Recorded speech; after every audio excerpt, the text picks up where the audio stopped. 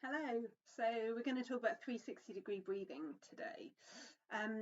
So you'll be receiving this video because we've talked about it in your session. So we talked about the general benefits that this can have on how you carry your rib cage, the consequent effects on how you carry your pelvis. It's amazing how many clients I see that have dysfunctional breathing, and benefits of improving that can be really wide-reaching. So talking about 360-degree breathing, if you think about looking down from above, we think about that 360-degree being all the way round the rib cage. Now, I see a lot of clients who breathe a lot apically, so they breathe a lot through their sternum, their breastbone, up through their shoulders. They use their neck muscles a lot for breathing, so apical breathing can be associated with a lot of neck tension, shoulder dysfunction, things like that. I see a lot of people who purely breathe out the front of their rib cage, and that can have an effect on how we carry our rib cage, and that can then have a consequent effect on how we carry our pelvis as well. Excuse the gimbal. So when we're thinking about this, we're thinking about starting to introduce a bit of movement into the sides of our rib cage and into the back of our rib cage. Now, when we breathe, we have a bucket handle action to our ribs and to our rib cage. And you can Google this, have a little look at the anatomy of the skeleton of the rib cage as well. And that bucket handle action is basically imagining a handle on a bucket. As we breathe in, the bucket handle comes up and out, so our ribs become more horizontal. And as we breathe out again, our ribs settle down to more of a kind of diagonal kind of position. So bucket handle action has a bit of a bearing on how we expand laterally, and we'll be tapping into that in a little bit. Obviously, our diaphragm has a bearing on things as well. So as we breathe in, our diaphragm flattens. As we breathe out, our diaphragm comes up. And we also kind of have an effect through the back of our rib cage as well. So we'll be looking at tapping into all of that. So to start off with, let's have a little think about making sure that you don't have too much tension around here, around the bottom of our rib cage. So start off just running your fingers off the edge of your rib cage and into the top of your tummy muscles. Have a little feel around in there. You might find that you've got a few points of tension in there. Just get your fingers in and just give those a bit of a work through. Just make sure that you're not kind of working with really tight, fixed, stiff abs through there to start off with. So that's number one. Number two, we're going to have a little think about our rib cage as a bell shape. So having looked at the anatomy of our rib cage and the fact that our ribs sort of hang off our spine and off our sternum, you'll notice that the rib cage is a bell shape, slightly wider than it is front to back, but ultimately that kind of shape.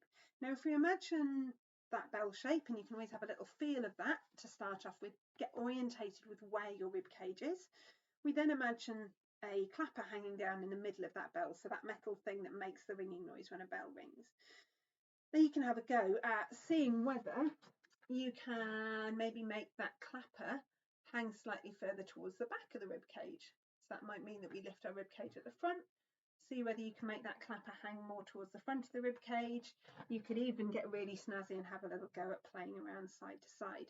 Now, what we ultimately want to do is orientate our rib cage so that the clapper is hanging straight down through that bell. Okay, so that's thing number two to have a little go at. So we've released off our diaphragm.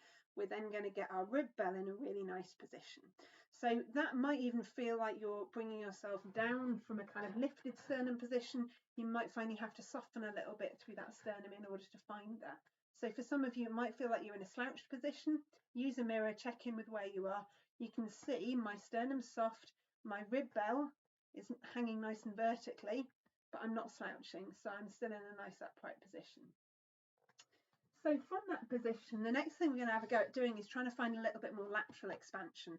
So you're going to place your hands on the outside of your rib cage, on your lower ribs. You might want to just add a little bit of gentle pressure, very gentle pressure, but just to give you a little bit of feedback to what you're doing. So nice normal breath out, sigh your breath out, and then on your next in-breath, see whether you can just expand into the sides of your ribs. So that would look like your fingers coming further apart. So and then as you breathe out, gentle pressure through your hands to give you a little bit of feedback. Just help you to exhale fully. Breath into your hands and then exhale fully. So that's starting to encourage that bucket handle action through your ribs.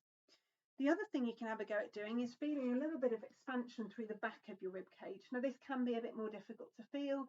You could lean against the back of a chair and pop your hands into the small of your back. You could always practice this lying down as well, so that's another option. And if you're finding that you're particularly stiff doing that, you might even use, for example, child's pose, so a yoga position where you're on all fours and then you sit back. You might find that just breathing into your back in that position almost helps you to feel that extra stretch through the tissues of your back and feel that expansion. So we've had a go at breathing outwards, we've had a go at breathing into the back of our body as well. And then once you've had a little play around with that, we're just going to settle our rib bell, make sure we haven't fallen back into old habits, and then just having a go at just gently breathing into all 360 degrees of our rib cage. Now, all of this takes practice. All of this takes perseverance. It takes kind of visualizing what shape your body is. It takes hands-on, maybe looking in the mirror. So use all those kind of ways of feeding back with yourself. If we've been in habits like this for a long time, then often our mind will play tricks on us. So our brain will tell us that we're doing one thing when we're doing another. So have a little play around with it. If you've had a go at these things and it's just not quite clicking for you, you need a few more pointers, drop me a line, drop me an email, and I can always give you some other ideas, some other ways of working with things. But yeah, just have a little go, have a little play around with what we've talked about. Good luck. Take care. Bye.